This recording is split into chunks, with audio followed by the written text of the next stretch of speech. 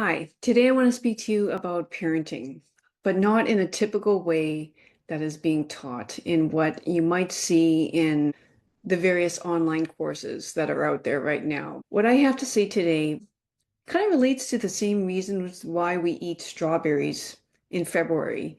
And you know what? Why we get groceries delivered to our doorstep. I mean, I think kids are being raised more now with apps, artificial intelligence and algorithms than they are by their parents. Whether that's your child learning about life on Instagram or learning their math through ChatGPT. It's a problem. And there's some uncomfortable truths about this all that, again, I don't feel anybody's talking about. I mean, parenting was never meant to be convenient. And speaking about convenience, this is the second time around that I'm recording because in the middle of my last recording, my daughter started screaming at me at the top of her lungs that I needed to come into a room so she can show me something. And she's 24. So whether they're 4 or 24, they're always going to be trialing you. But you know what? Parenting is as hard as it can be. It's meant to be sacred. It's going to be the toughest vocation you will ever have. And if you're new to this channel, my name's Luella. And yeah, I hope to explain to you why I want to speak about parenting. And yes, you're not going to get a how to do parenting guide from me. It's not going to be the the sticker charts on the fridge or some sort of screen time limits or what do you do when adult children don't respect your space or your time? This is not what this video is going to be all about. It's something much deeper. So, it's actually a lot about marriage, to be honest with you, and parenting in marriage. It's about why we commit to one another in the first place and how our roles as parents are divinely designed. We are divinely designed to be different, both husband and wife. You're very different individuals, and it's done for a reason. We're different, but we are also very unified. And when you become a parent, everything shifts. A woman becomes the fierce mama bear. You know it if you're a mother, what that feels like when you feel the need to protect your child. I mean, her body, her heart, her senses all get tuned in to protect, to nourish, and to love. And a man is different. A man becomes the teddy bear in the partnership. He's the strong protector, he's the sturdy one, he's a pillar. You know, he's at times, yes, a pillar in to bring calmness in the chaos. Because when women's emotions run wild, you need some calmness and structure in that.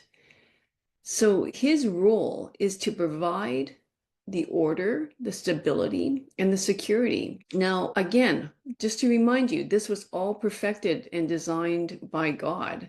Man and woman, husband and wife came together because we're meant to be together. We're always equal in that pursuit, but we're never the same and we're never going to be the same. Somewhere along the way, I think we got confused about equality with sameness, and in doing so, again, I feel like we messed up God's design. We told women that they can do it all, and we told men that you are nothing unless you can connect like I need you to connect. That's what I hear in my therapy office. It's sort of like, if you can't be on my level of emotion, my depth of emotion, then what good are you to me? If you can't do everything that I do in the home, if you can't make me feel a certain way, then what good are you to me? And that's not the message we need to give men out there. Women often get really possessed about being in control.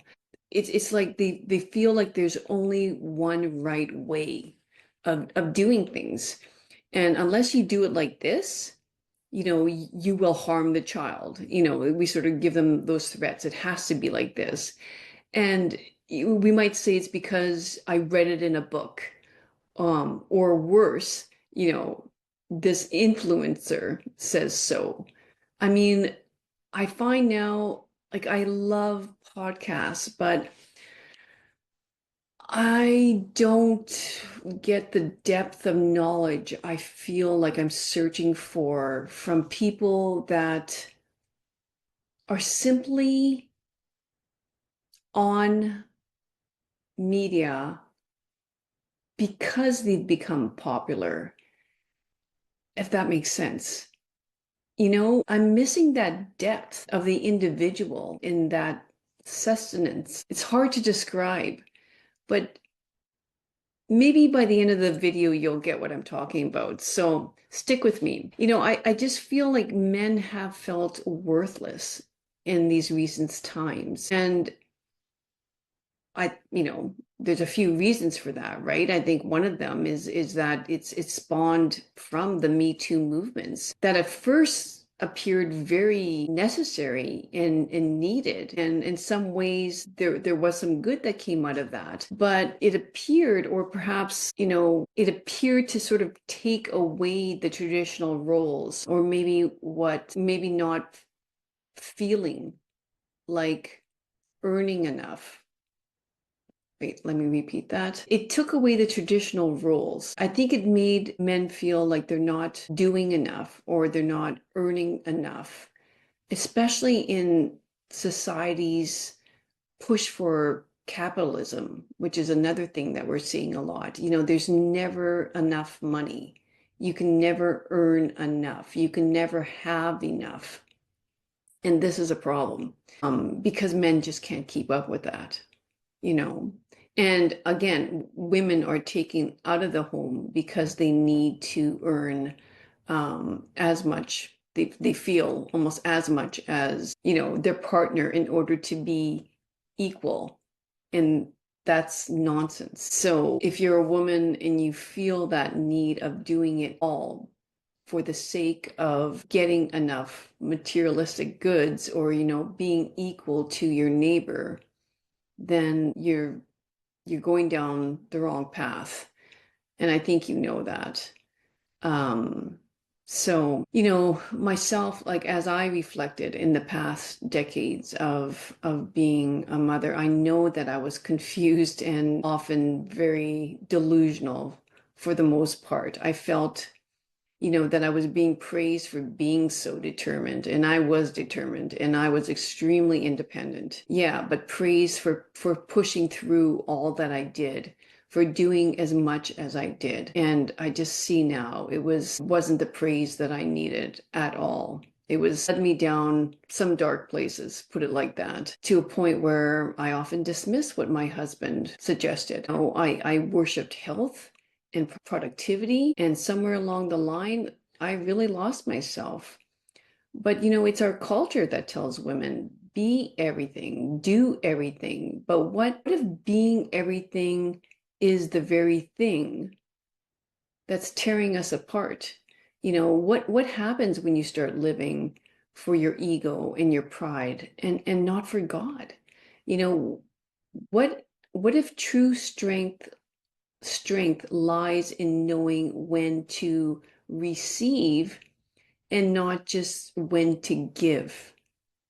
You have to allow to be influenced by another person, aka your partner. You have to be open to see someone else's viewpoint or perception or ways of doing it. you don't know everything and you're far from perfect. So release that need to control everything. Men are not the enemy here, but neither are women. The enemy is the disconnection from what is true happiness. It's disconnection to God. It's like He is the one that gives us all we need. We don't need to find it, fulfillment in our resumes, in our CVs, and our status in our work, or having the most amazing birthday party ever on the block, or where our kids rank in their sporting events. We've become obsessed with finding our own value as a human in, the status of our work or our kids ranking in school or ranking in sports, etc., right? But the worst part of all of this is that when we lean in towards our egos, we lean away from God and those who mean the most to us, including our partners. When we parent alone, emotionally, spiritually, or practically, something breaks, not just in the marriage, either in the children, which is really scary. When a mother submits to her husband's leadership, not out of fear, but in faith, in trust, it changes everything. If you're a woman and you're listening to this, I hope you know that we need men and a father that leads with humility, a father that leads with strength and self-control. If he does this, he becomes the rock his family can stand on. And don't confuse this with patriarchy. This is not patriarchy. This is partnership. This is not hierarchy. This is harmony. Okay? And my goal of this video is not just to preach, but I want to provide you with a solution. And the solution is simple. It is simplicity. Simplicity is the answer. And I don't mean fewer children or fewer responsibilities, but fewer distractions, fewer idols. You must wonder sometimes, what do we idol so much that is taking our attention off our children and our partner, the partnership that we have? I want you to want less so that you can love more, if that makes sense. Less striving for status, more walks as a family, less scrolling, more silent presence, less performance in your work or your kids' sports or the kids' school, and less autonomy, more prayer, more connection, less dinners on the road, going through the drive-throughs on the way to the sporting events or the birthday parties or wherever you're driving your kids. And instead, more sitting together in the dining room of our own homes where the important conversations take place around the island of the kitchen, being present there. We're working so darn hard for the homes, for the houses we own, and yet we're never in them with our families. A child doesn't need perfect parents, but they need both parents. Parents that are fully present, fully aligned, and fully human. They need to see love in action, not love as a feeling, but love as a decision. The kind that corrects, the kind that consoles, and the kind that endures. They don't need a marriage. Well, you don't need a perfect marriage to parent well, but you do need a united one to stand united in front of your children. One where each of you leans on the other, even when it is hard, where you trust God more than you trust your own plans. One where you remember you are on the same team. And this isn't easy. When one isn't on the same team, we want to criticize the other one, and that's not a place to go. We just need to share how we were hurt, maybe in that moment, but not use that as a reason why you can't reunite next time.